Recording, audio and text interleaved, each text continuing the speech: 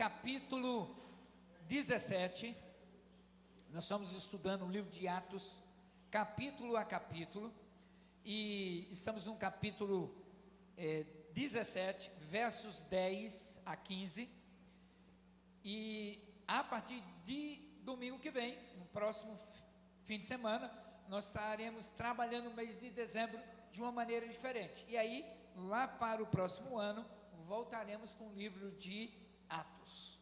Mas Atos capítulo 17, versos 10 até o verso 15 de Atos 17. Então, se você tiver aí com a Bíblia, pode abrir, seja digital ou de papel, diz assim, versículo 10. Logo durante a noite, os irmãos enviaram Paulo e Silas para Bereia. Ali chegados, dirigiram-se à sinagoga dos judeus. Verso 11. Ora, esses de Bereia eram mais nobres do que os de Tessalônica, pois receberam uma palavra com toda avidez, examinando as escrituras todos os dias, para ver se as coisas eram de fato assim.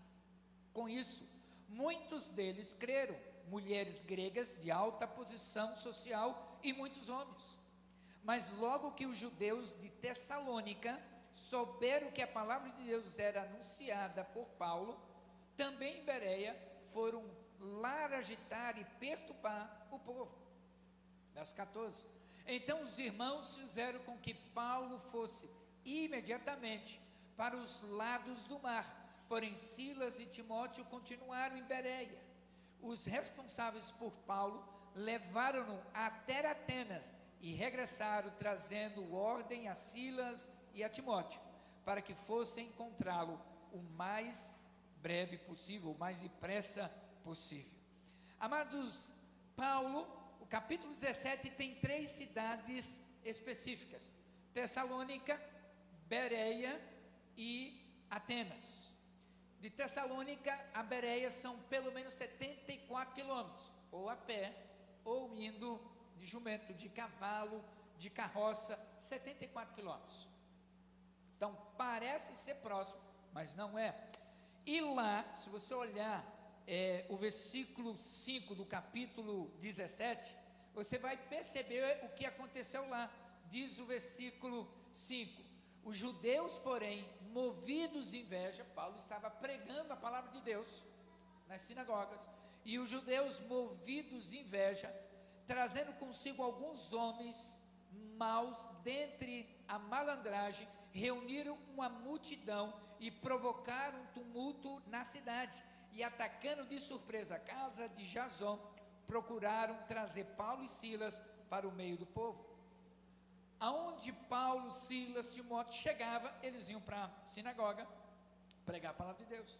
É como todo crente, todo temente a Deus vai, quando está numa cidade que não conhece, ele procura uma igreja para cultuar a Deus. Paulo não foi diferente, com Silas e Timóteo, estavam pregando, e eles começaram a pregar, e foi tão cheio de Deus, que começou a causar, promover inveja na vida dos judeus, e foi tão forte, que ali mesmo começou a causar um tumulto, onde Paulo, Silas e Timóteo saíram de Tessalônica e foram para a cidade de Bereia. E é interessante que quando você vai lendo, versículo 10 diz isso, que eles foram movidos para a cidade de Bereia, e quando chegaram lá, o texto diz que eles eram mais nobres do que o de Tessalônica, porque eles estavam ouvindo com toda avidez. A diferença, meus amados irmãos, entre Tessalônica e Bereia não era inteligência, era a fome por conhecer a palavra de Deus. Não há uma diferença. A gente veio de Mato Grosso do Sul. Mato Grosso do Sul não é mais inteligente que a Paraíba. São Paulo não é mais inteligente do que a Paraíba. A diferença é a avidez pela palavra de Deus, é a fome espiritual. Não é inteligência, é a capacidade de entender o projeto de Deus na nossa vida. E é interessante que a gente, de certa forma, vai percebendo que nos nossos dias acontece a mesma coisa. Tem muita gente que ouve a palavra de Deus, mas não examina. Simplesmente ouve e a gente acata, abraça como se fosse verdade. A pergunta para mim e para você que precisamos responder hoje é: como eu tenho tratado as Escrituras, a palavra de Deus? Como eu me relaciono? O quanto que eu creio? O quanto ela é real, poderosa na minha vida? O quanto eu obedeço? Você sabe, quem dirige, quem tem carta de motorista, sabe que quando o sinal está vermelho, você tem que ir em frente, não é isso? O que é que você tem que fazer? Parar. E se você não parar e continuar, qual é o risco que corre? Você corre o risco de um acidente e até de morte. Então, não basta apenas conhecer, saber, eu preciso obedecer. Então, como é que eu trato as Escrituras, a palavra de Deus? E nós vamos aprender entre ficar com os de Tessalônica ou ser mais parecido com os bereanos na noite de hoje. E aí são 3 verdades que eu quero extrair desse texto aqui. A primeira delas é que os bereanos receberam a palavra com coração aberto. O versículo 11 diz: eles eram mais nobres, porque receberam a palavra com toda avidez. Os de Bereia eram mais nobres do que os de Tessalônica. Por quê? Disposição correta, avidez espiritual. Isso quer dizer o quê? Não basta ter a Bíblia, irmãos. Hoje tem a Bíblia da mulher, tem a Bíblia para usar no hospital, tem a Bíblia da liderança, essa aqui é a Bíblia do discípulo, tem todo tipo de Bíblia. Eu lembro que o Ronaldo Lidório, missionário da igreja presbiteriana, ele estava em Gana, África. Geralmente se leva 25 anos para traduzir a Bíblia, o Novo Testamento, para uma língua ágrafe. Ágrafe é quando não tem dicionário, não tem uma estrutura gramatical. Você quer estudar inglês, tem estrutura gramatical, mas você vai estudar, por exemplo, a língua Guarani, ou Caiós, Xiniquinaua, Chamacoco, etc. Tem muitas que são ágrafes, não tem nada de... Eles falam, mas se você colocar algo na língua deles, eles não vão conseguir ler. E Ronaldo Lidório estava em Gana, entre os cocumbas, e depois de 4 anos, ele conseguiu traduzir o Novo Testamento todo para a língua Coni, em 4 anos, o que se levava em 25, Deus deu muita graça a ele. E ele voltou aos Estados Unidos, ou voltou ao Brasil, foi para a Sociedade Bíblica Brasileira, deu material, e foi produzido o Novo Testamento na língua Coni. E eles foram levar para lá. E houve todo um ritual para receber a palavra. Antes do Ronaldo sair entre os concombas, ele é chamado de Ocajá, que quer dizer homem branco, dizia assim: Ocajá, eu imagino que no Brasil vocês devem só pensar em Jesus, porque você fala que tem Bíblia do discípulo, Bíblia da mulher, Bíblia do estudo, Bíblia disso, Bíblia daquilo. Eu imagino que vocês no Brasil não fazem outra coisa a não ser adorar esse Deus maravilhoso. Ronaldo Lidório disse assim, que engoliu o seco, falou assim: ó Jesus, nós que precisamos que vocês orem por nós. Nós temos, nem sempre utilizamos. Então os de Bereia, ele vai nos ensinando exatamente isso, a disposição. Tem gente que deseja crescer, mas eu preciso aprender. Se você está no seu trabalho, eu lembro muito bem, eu comecei no Banco Safra, comecei como contínuo, levando um malote, mas a minha fome, a minha vontade de crescer era tão grande. 3 meses depois eu fui promovido. Por quê? No meu tempo vago, eu ficava procurando ver como é que fulano trabalhava, ou eu ajudava todo mundo, porque eu queria aprender, eu queria crescer. E aí eu fui para a área de setor de empréstimos, éramos os 5, eu fui aprendendo o trabalho de todos eles. E aí chegou a época do contador, vários perderam o emprego, outros foram remanejados, eu estava fazendo o trabalho de 5. E quando eu cheguei, eram apenas eu e mais um, que era o gerente, Agapto Espósito Neto, que eram evangélicos. E depois de alguns anos, éramos em 13 evangélicos ali. E um dos motivos, ou o principal motivo pelo qual eles estavam contratando, é pela honestidade. Ele falou: Djalma, eu quero mais gente igual a você. Eu quero mais gente que tem essa avidez em aprender.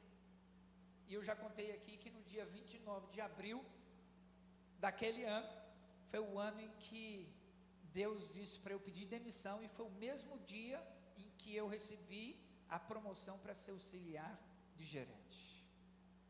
E eu não me arrependo disso até hoje. Quando a gente tem essa avidez, a gente quer aprender, a gente cresce, irmãos. Não tem como ficar para trás. Quando a gente tem essa vontade, essa gana, essa fome, a gente vai aprendendo, a gente vai crescendo, a gente vai avançando, e as pessoas vão olhando: puxa, como que tem facilidade de aprender. Henry Ford, o autor da empresa Ford, ele diz o seguinte: se você acha que pode, ou se você acha que não pode, você tem razão. Porque se você achar que não pode, quem é que vai tirar isso da sua cabeça? Ninguém. E ele produziu no quintal da sua casa a engenharia da empresa Ford, porque ele queria que todo americano tivesse carro barato. E ele começou vendendo o carro a $800. Sabe, meus amados irmãos, quando a gente tem gana, a gente quer crescer, a gente vai aprendendo e a gente vai crescendo. E quando a gente cresce, a gente descobre algo extraordinário na nossa vida, que é que o Evangelho, ele floresce aonde há humildade. A nobreza aqui do povo de Bereia, deles, não era por causa da necessidade social, era espiritual. A cidade de Bereia, uma cidade pequena, entre 10 e 15 mil habitantes, uma cidade pequena comparada com Tessalônica, que tinha em torno de 50 mil habitantes, 45 a 50 mil habitantes, era uma cidade de periferia, era uma cidade que não tinha uma pujança social, política, econômica. Era uma cidade que era debaixo do domínio romano, que pagava impostos, eram altos os impostos, e eles eram vigiados, porque qualquer palavra de subvisão, de divisão, de rebelião, eles ficavam de olho para impedir. E um dos motivos que em Tessalônica, quando Paulo trazia uma palavra de graça, as pessoas ficavam preocupadas, porque estavam despertando: você é capaz, você pode mudar, você pode melhorar, você pode crescer, você pode avançar. E aí então a decisão de examinar as escrituras em Bereia, antes de rejeitar, mostra a maturidade num ambiente de medo e censura. O que leva, irmãos, e crentes lá na Nigéria, Sudão, Paquistão, em muitos lugares, são 62 países, entre a janela 1040, 3 bilhões e meio de pessoas, muitas delas nunca ouviram falar de Jesus uma vez, e eu e você estamos aqui ouvindo quantas vezes? Tem gente que nunca ouviu. Eu lembro uma vez, eu estava no Egito, na cidade do Cairo, na cidade do lixo, e eu perguntei para um ex-muçulmano que havia sonhado com Jesus, eu perguntei: como é que foi a sua experiência? Só perguntei isso. Por mais de 1 hora, ele começou a compartilhar a visão e a transformação que ele viveu. E ele fez a opção de, tendo Jesus, ele teria que sair de casa, e ele iria perder o emprego, ele era o primeiro filho, o homem, ele iria perder toda a oportunidade, segundo a tradição daquela cultura, de dirigir todos os negócios do pai. E ele foi viver na cidade do lixo. 40% do lixo da cidade de Cairo é trabalhado ali em reciclagem, dividido em etapas, e ele foi trabalhar ali, e ele foi compartilhando: olha, eu gostaria de ter conhecido a Jesus, sonhado com Jesus muito antes. Meus amados irmãos, quando a gente olha aqui para Bereia, Bereia tinha limitações, a cidade de Bereia tinha limitações educacionais. Por quê? O acesso às escrituras, imagina, hoje a Bíblia tem acesso, mas e naquela época? Os rolos, os pergaminhos, eram caros, não eram fáceis. Eles tinham que ir para leituras públicas, em sinagogas, para ouvir, para aprender, para questionar. A alfabetização, então significa que nem todos eram alfabetizados, eles tinham limitações, mas havia uma fome grande. Eu lembro da irmã Sinhá, no bairro Buriti, na cidade onde a gente morava. Sabe como que ela aprendeu a ler? Era analfabeta. através da Bíblia. O sonho dela era ler. Ela tinha uma santa inveja quando a gente abria a Bíblia e começava a ler. Ela chorava. E um dia ela começou a dizer: Deus, eu preciso, eu quero, eu tenho fome. E ela foi devagarinho. Uma pessoa foi ajudando e ela aprendeu. Você pode dizer, ela era jovem. Uma jovem senhora de 83 anos. Não tem limitações, a não ser aquelas que eu e você colocamos para nós mesmos. Eles estavam dispostos a ouvir antes de criticar os de Bereia, diferente de Tessalônica. O que eu aprendo? Como que eu posso aplicar isso na minha vida, olhando para o povo de Bereia? Como a gente chega, por exemplo, no culto como o de hoje? Talvez preocupado em cumprir um horário e ir embora, distraídos com preocupações que o mundo coloca, gera em nós. Como que eu venho para adorar o Senhor, para dizer: Senhor, se não fosse o Senhor, aonde eu estaria? Eu sei onde estaria, provavelmente morto. Mas pela graça do Senhor, quem quer crescer precisa se abrir para ouvir a palavra de Deus. A transformação começa a acontecer com a atitude do meu coração. Eu disse, no ano de 81, uns 3 meses antes de ter experiência com Jesus, eu disse assim para o meu amigo: eu nunca vou ser crente. Então cuidado quando você diz nunca, porque vai acontecer mais próximo do que você espera. É algo interessante. Então eu vou aprendendo. Você precisa estar aberto, como eu também, para a atitude do coração. Segunda coisa que eu aprendo nesse texto, também está no versículo 11, a parte B. Os bereanos examinavam as escrituras diariamente, diz assim o verso 11, examinando diariamente as escrituras para ver se era de fato assim. Ou seja, eles estavam conferindo. A fé deles era fundamentada, não era emocional. Eu não estou dizendo que agora a gente vai deixar o lado emocional de lado, não é isso, mas tem um fundamento. Porque às vezes pela emoção a gente se confunde. Pela emoção a gente talvez comete erros. Mas quando a gente tem convicção, quando a gente tem certeza, a gente tem absoluta certeza, é diferente. Os bereanos vão nos ensinando que eles estavam ouvindo aqui Paulo, mas eles não acreditavam cegamente, eles iam conferindo. Quando alguém falar algo, olha, a Bíblia diz isso, primeira pergunta que você deve fazer: mas aonde que diz isso? Eu lembro até hoje, quando passava na televisão, o Pelé falava: a voz do povo é a voz de Deus. E aí quando eu comecei a estudar a Bíblia, eu falei assim: mas não encontrei isso. Tem 1 ou 2 semanas, terminei de ler de novo toda a Bíblia, né, de Gênesis a Apocalipse, e quando eu estava lendo, eu falei: eu quero achar isso, onde está? E não tinha, porque não existe. Tem gente que usa a Bíblia para usar como fonte fidedigna, mas não está lá. Então quando alguém afirma algo, pergunte: sabe por quê, irmãos? Entre o que eu estou pregando e o que a Bíblia diz, fique com a Bíblia. Descarto. A possibilidade de eu pregar algo de heresia, contrário à palavra de Deus, pode ter. E é por isso que eu peço: abra a Bíblia, confira, cheque. Os cristãos maduros, eles se baseiam não apenas no que ouve, mas a fé é a partir do que ouve e vai conferindo com a Bíblia. Eles estavam examinando, eles não apenas liam. Ler, passar os olhos, passei o olho, estou com pressa, rápido, bati o olho, tudo bem. Mas quando eu começo a examinar, a investigar, eu começo a fazer perguntas para o texto. Eu começo a perguntar: qual é o significado da palavra Bereia? Está aí um bom desafio para você durante a semana, descobrir qual é o significado da palavra Bereia. Quem estava nesse texto? Era Paulo, Silas, Timóteo. Mas por que eles saíram de Tessalônica e foram para Bereia? E por que saíram de Bereia e foram para Atenas?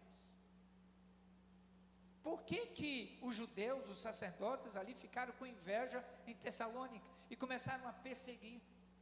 Então a gente vai examinando, a gente vai questionando, a gente vai querendo aprender. Então a cada dia que eu vou fazendo isso, que eu vou ganhando entendimento, eu vou ganhando profundidade, conhecimento, convicção, e a minha fé aumenta. O texto diz que eles faziam isso diariamente. Era um hábito, irmãos. Era um hábito. A não ser que você esteja debaixo de uma orientação médica ou em jejum, se você ficar vários dias sem comer, sua imunidade vai mudar. Você pode pegar uma gripe. Eu e a Elida estamos vendo uma reportagem, ela estava compartilhando comigo, de um jovem, talvez 23 anos, ou próximo disso. Ele morreu porque já tinha 2 meses, ele estava fumando cigarro eletrônico. O padrasto, sabendo que ele estava mal, foi ao hospital, e quando soube que ele havia falecido, teve um infarto no miocárdio do coração, morreu. A mãe perdeu o filho e o marido. Você pode imaginar? Escolhas, decisões. O texto está dizendo que eles faziam isso diariamente. Quando a gente começa a ler a palavra de Deus, eu sempre brinco dizendo: sem pão do céu, não tem pão da terra. Sem a palavra de Deus, nem tome café. Comece a se alimentar da palavra de Deus. Deus, o que é que o Senhor quer ministrar para mim hoje? Qual é a lição que o Senhor quer me ensinar? Deus quer que você tenha constância, perseverança, que você possa avançar. Quando a gente aprende a ter perseverança, a gente não desiste fácil não, irmãos. A gente começa a entender, olha, não deu desse jeito, deixa eu tentar de outra maneira. Thomas Edison inventou a luz fluorescente. Só que antes dele descobrir, ele tentou 9.999 vezes. Ele falou: eu descobri tantas maneiras de fazer errado, mas eu finalmente descobri a maneira certa. Então seja perseverante, seja insistente, seja consistente, seja profundo. Como é que eu aplico isso? Tem um plano diário de leitura da palavra de Deus. Escolha, a maneira é sua, mas não deixe de ler a palavra de Deus. Tenha momento de estudo, não apenas a devocional. Vai ter dias que você vai ler rápido, tudo bem, mas tem um tempo para você aprofundar, melhorar, conferir tudo que você está ouvindo. Você está ouvindo um podcast, um YouTube, não há problema, mas tenha o texto. Não tem a Bíblia, anote, vai conferir. E comece a pensar: isso é real? Por que é real? Eu estou tentando te ajudar a você conferir. Nem tudo que ouvimos está correto. Nem tudo que ouvimos vai ser baseado na palavra de Deus.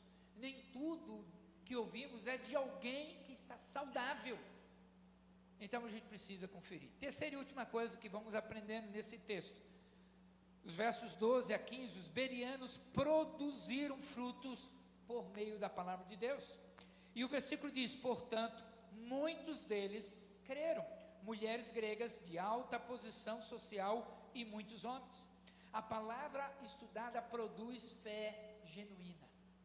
A palavra estudada. Eu tenho certeza que, eu vou usar o Henrique aqui, porque é o que me veio a sua formação profissional primeiro. Eu tenho certeza que no seu primeiro ano, comparado com hoje, o nível de experiência e bagagem que você tem é incomparavelmente maior e melhor, não é verdade? Por quê? Por causa das experiências. E como é que vieram as experiências? Pelas decisões, muitas decisões certas, mas algumas erradas. Eu lembro muito bem que quando eu recebi o convite para ser gerente, auxiliar de gerente do banco, eu fui conversar com o administrador e com o gerente geral. E ele dizia assim, porque ele não acreditava que eu estava dizendo não. Todo mundo querendo aquela promoção e eu dizendo não. Não fazia sentido para ele. E eu perguntei para ele o seguinte: Agapo, Espósito Neto, me diga uma coisa, se eu fosse aceitar, que conselho você me daria? Ele diz assim: tome decisões certas. Eu falei: legal, e como que eu vou tomar decisões certas? E ele respondeu: aprendendo com as decisões erradas. Eu tenho certeza que eu e você já tomamos decisões erradas na vida, e nós não podemos voltar atrás no passado e mudar o passado, mas eu posso aprender com os meus erros, e daqui para frente, tomar decisões maduras, assertivas, reais, que possam me ajudar. A palavra de Deus, ela vai produzindo. Romanos 10:17 diz assim: consequentemente a fé vem pelo ouvir a mensagem, e a mensagem é ouvida mediante a palavra de Cristo ministrada. É quando a gente ouve, quando a gente é ministrado. Eu lembro que em Minas Gerais, não lembro mais o nome daquele jovem, ele era traficante de drogas, e como era muita gente na casa dele, ele preferia esconder as drogas em um mato, atrás de uma oficina. Aquela oficina, aquele senhor que consertava os carros, ele deixava o rádio ligado todo dia, o dia inteiro, todos os dias. Quando ele estava trabalhando, ele ouvia as mensagens, as músicas, aquilo encorajava ele. E quando ele ia embora, ele aumentava o som e deixava uma luz acesa. Então a impressão sempre que se tinha é que tinha alguém trabalhando. Então aquele jovem que escondia as drogas ali, um dia ele ficou tão irritado pela luta interna que ele vivia, que ele decidiu ir lá pedir para o dono abaixar o som. E na caminhada até aquela oficina, ele foi ouvindo a palavra, caiu no coração, ele caiu de joelho e aceitou Jesus. E ele falou: o que eu vou fazer agora? Ele pegou todas as drogas e entregou para o líder lá e disse: olha, eu aceitei Jesus e eu não posso mais fazer isso. E aquele líder falou: mas quem disse que você não pode? Eu falei: não, eu posso, mas para mim eu não vou fazer. E aí no dia seguinte ele foi lá na oficina, encontrou o dono e explicou, compartilhou o que ele havia vivenciado. Aquele jovem foi agradecer por ter deixado o som alto, e ele iria atrapalhar o trabalho dele. Ele falou: eu vou te contar um segredo, à noite eu deixo o alto para as pessoas pensarem que tem gente trabalhando, a luz acesa, para ninguém perturbar, mas eu estou em casa dormindo, eu não estou aqui não. E aí ele contou o testemunho, os dois se abraçaram, choraram. Hoje os dois são missionários de tempo integral no Brasil. Eu estava em São Paulo ouvindo o testemunho dele e depois do outro, né? Tem isso gravado, se vocês quiserem, eu posso mandar, não há problema. Mas a palavra de Deus, à medida que ela é ministrada, ela vai caindo no coração, ela vai causando transformação, mudanças. E é interessante, eu poderia até, estou me lembrando de boa parte do testemunho, os policiais que estavam no encalço daquele jovem que tinha as drogas, que não sabiam onde escondiam, mas viram que foi para a igreja. E o policial sempre na espreita, ele falou assim: a gangue dele está aumentando, porque o que ele fez? Ele pegou todo mundo que trabalhava com ele, levou para a igreja, todo mundo aceitou Jesus. Mas a vida dele foi mudando, o próprio policial foi percebendo, e com o tempo deixou de segui-lo por ver o fruto. A palavra de Deus, quando é estudada, produz uma fé genuína. A palavra fortalece mesmo em meio à perseguição, irmãos. Versículos 13 e 14 vai mostrando que mesmo perseguidos, Paulo, Silas e Timóteo continuaram firmes. Eles saíram de Tessalônica, foram para Bereia. Quando o pessoal de Tessalônica ficou sabendo que ele estava em Bereia pregando, eles foram lá, fizeram um motim e levaram Paulo para Atenas. Silas e Timóteo permaneceram, mas Paulo saiu. Quando você e eu fomos perseguidos por qualquer motivo, qualquer razão, é a palavra de Deus que vai nos manter firmes. Eu tive o privilégio de conhecer o Mahmoud, um iraniano. O Irã tem 99,96% da população é muçulmana, e ele teve um sonho com Jesus, ele aceitou Jesus, e ele tentou pregar no Irã sobre Jesus, foi preso. Ele foi solto, continuou a pregar, foi preso de novo, e esse segundo período ele ficou um tempo maior. Havia um risco dele ser condenado à morte, ser enforcado. Houve uma mobilização no mundo inteiro para que ele pudesse ser solto. Ele foi solto. E eu não estava presente, mas um pastor amigo meu da Igreja Batista Atitude, no Rio de Janeiro, estava presente, em que quando ele chegou na Turquia, na cidade de Istambul, havia um almoço preparado para ele, pela alegria dele ter sido solto, e ele foi expulso do país. E aí ele estava com um prato do almoço feito nas mãos, quando esse pastor da Igreja Batista, Josué Valandro Júnior, foi entregar uma Bíblia para ele. Todo esse tempo que o Mahmoud estava na prisão, ele fez greve de fome, ele não comeu, 20, 21 dias, sem comer nada, só água. Imagina o prato dele, nesse dia que ele podia comer o que quisesse, o quanto quisesse, e ele com o prato na mão, o pastor Josué chegou para entregar uma Bíblia. Sabe qual foi a atitude do Mahmoud? Ele deixou o prato do lado, pegou a Bíblia, caiu de joelho e disse: era tudo que eu precisava.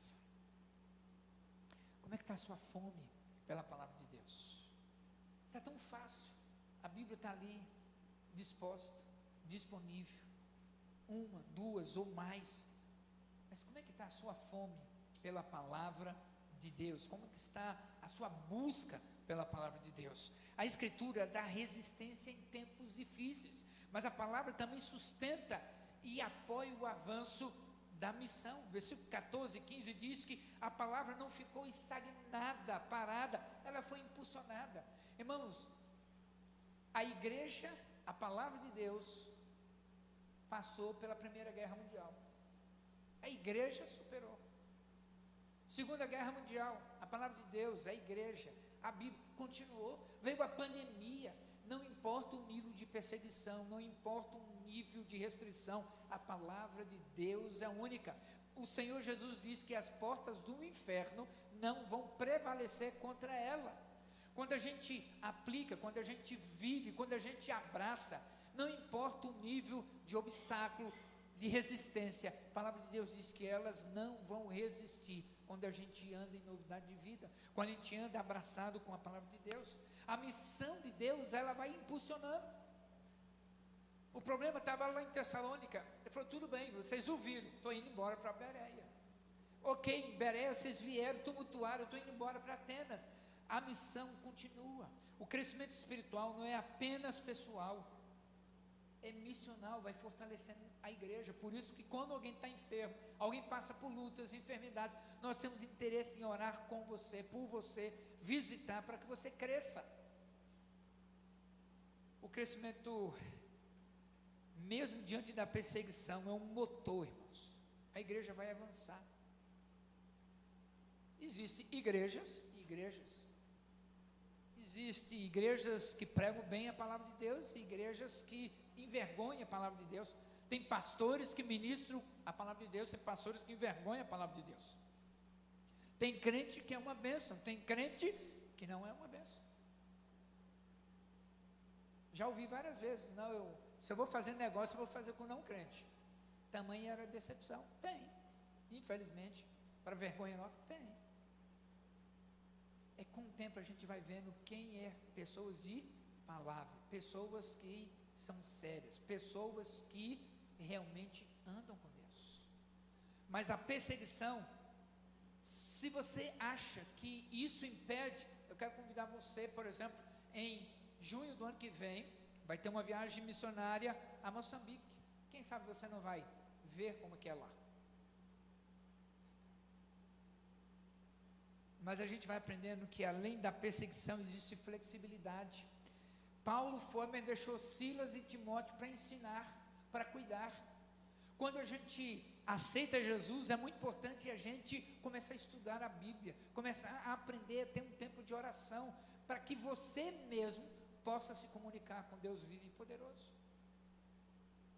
Quando isso acontece, meus amados irmãos, se a igreja deseja frutos duradouros, precisa ser uma igreja centrada e firmada na palavra. Tem que estar na palavra. Famílias saturadas da palavra de Deus permanecem firmes na hora da crise. Quando a gente tem a Bíblia como regra de fé e prática, virão tempestades, virão momentos difíceis, mas a gente supera por causa da palavra. Concluindo, os bereanos cresceram porque nutriram suas almas na palavra de Deus. Não tem, meus amados irmãos, não tem uma pessoa, homem ou mulher, mais maduro de idade ou mais novo na idade, que se debruce na palavra de Deus e não cresça, não vença, não supere. O crescimento espiritual exige disposição para ouvir, disciplina para examinar e coragem para praticar. A gente precisa ouvir. E será que o que eu estou ouvindo é verdade? Se é verdade, eu posso mudar. Se é mentira, entra e sai, porque aquilo não pode me atingir. A gente tem aprendido, como a gente é novo aqui, hoje está fazendo um ano, exatamente um ano que chegamos aqui na terra prometida chamada João Pessoa, Paraíba. Hoje, olha que benção. E a gente tem aprendido que quando você está à mesa com pessoas, famílias da Paraíba, e a comida aqui tem um valor assim, né, muito importante. Então a gente tem aprendido que quando a gente é oferecido algo para comer, a gente precisa comer. Porém, nós somos acostumados em dizer, olha, isso não faz bem para a gente, não vamos comer. Principalmente para a Hélida, que tem limitação com queijo, não com queijo do reino, né? Leite. Então, a gente já avisa quando vai na casa das pessoas, para as pessoas perceberem. E eu lembro muito bem que a gente estava à mesa, e aí eu fui comer um pedaço de um cuscuz que parecia um bolo, e aí colocou aquela manteiga. E eu não gosto da manteiga, mas eu ainda comi. Minha esposa disse que eu tenho um estômago de avestruz, come tudo, né? Mas faz mal para ela. E ela disse não. E a gente percebeu a reação da pessoa. Ela falou, meu Deus, e aí? Às vezes o não é não aceito você. O não é que eu não gostaria de participar disso, mas está tudo bem entre eu e você. Faz sentido, irmãos, para você? Porque é algo assim, mas como vai rejeitar a comida? Eu lembro muito bem uma vez na cidade de Cochabamba, Bolívia, tem o chunho, ou o pique-mate, ou o silpancho, alguns pratos típicos da Bolívia. O chunho é uma fruta apodrecida, que fica no líquido, uns 3 dias ali em cima do muro, e ele serve para você. E a visão é mais ou menos essa, Lucas, que nem você está fazendo agora. Quando você olha. E aí, o que você faz? Você não toma, você toma. Em cada lugar, irmãos, é diferente. E a gente vai aprendendo. A gente precisa aprender a ouvir, a gente precisa ter disciplina para examinar, a gente precisa ter coragem para praticar. E se errar, meu irmão, você aprendeu que daquele jeito não funciona, faz de novo. Eu já contei aqui uma vez em que estava com fome, não falava a língua daquele povo, e aí então eu queria comprar laranja. E aí eu tentei, né? Ali não falo inglês, nem o espanhol, nem o português. O que aconteceu? A pessoa abriu um sorriso, falou na língua, eu não sabia, peguei o dinheiro daquele país, coloquei, ela pegou o dinheiro, devolveu algumas moedas e começou a rir e trouxe a laranja. E eu fiquei perguntando, ela está rindo porque ela está enganando um gringo? Até hoje eu não sei. Comprei a laranja e comi. Quando a gente está num lugar que a gente não fala a língua, é difícil. Quando a gente está num lugar onde a gente não se sente confortável, é desafiador. Mas mesmo assim, Deus está lá para conduzir você. Deus ainda procura, irmãos, cristãos como Paulo, Silas e Timóteo, que não ficam ouvindo apenas, mas que querem praticar, viver, experimentar a palavra de Deus. E o desafio para você é, como está a sua relação com a Bíblia? Talvez ela seja um amuleto de sorte. O Salmo 90, 91 aberto na sua casa. eu quero te encorajar a começar a folhear a palavra de Deus, a ter um guia de leitura a cada momento. Eu quero encorajar você a ter um hábito. São pelo menos 40 dias para virar um hábito. Comece pelos próximos 40 dias, comece pelo Novo Testamento, a ler a palavra de Deus. Peça para o Espírito Santo trazer para você fome, clareza e alegria. Os bereanos eram mais nobres, porque o coração está ávido para aprender. Eles estavam examinando a palavra de Deus diariamente, e eles produziram frutos pela fé, por causa da prática na palavra de Deus. Feche seus olhos, vamos orar. Paizinho querido, muito obrigado, Espírito Santo de Deus, porque a tua palavra vem, o entendimento sobre o Senhor vem a partir da audição. Quando a gente ouve, quando a gente começa a prescrutar, a gente começa a parar, a ouvir atentamente. Espírito Santo de Deus, talvez nessa tarde, nessa noite, alguns entre nós, online ou presencial, tem lutas internas que o Senhor sabe muito bem. O Senhor tem respostas. Que o Senhor possa vir com graça, que o Senhor possa gerar fome de conhecer o Senhor, que é extraordinário. O Senhor tem resposta para tudo, em todo o tempo. O Senhor é a companhia perfeita. O Senhor não nos deixa escanteado à mercê da sorte. O Senhor é o bem mais precioso que a gente tem. Por isso, ó Deus, se há pessoas lutando internamente, ninguém sabe, nem precisa saber, mas o Senhor sabe. Eu peço a Ti, Espírito Santo de Deus, vem com Teu poder. Os bereanos, embora numa cidade pequena, periferia, limitações, o coração estava cheio da Tua presença. Eles não tiveram medo de conferir, eles tiveram vergonha de dizer: olha, não sabemos ler, mas explica para a gente. E o Teu Espírito foi trabalhando e nutrindo, e a palavra diz que muitas mulheres de alta sociedade e muitos homens creram no Senhor. Deus, quando a gente crê, tudo muda na nossa vida. Quando a gente crê, até a visão da vida que a gente tem muda. O mundo nos ensina: use as pessoas para ter as coisas. E quando a gente tem um encontro transformador com Jesus, a gente aprende: use as coisas para abençoar a vida das pessoas. E eu te agradeço, ó Deus, porque eu tenho certeza o Senhor está trabalhando na mente, no coração e na alma de muitos, para que a partir do entendimento possam ter a opção da escolha e dizer: Senhor, gere em mim fome da Tua palavra, gere em mim entendimento, avidez, nobreza, para ler, examinar, aprender e poder gerar uma fé que impacta a vida de outras pessoas. Essa é a minha oração, Senhor, no nome mais lindo, doce nome de Jesus. Amém, amém.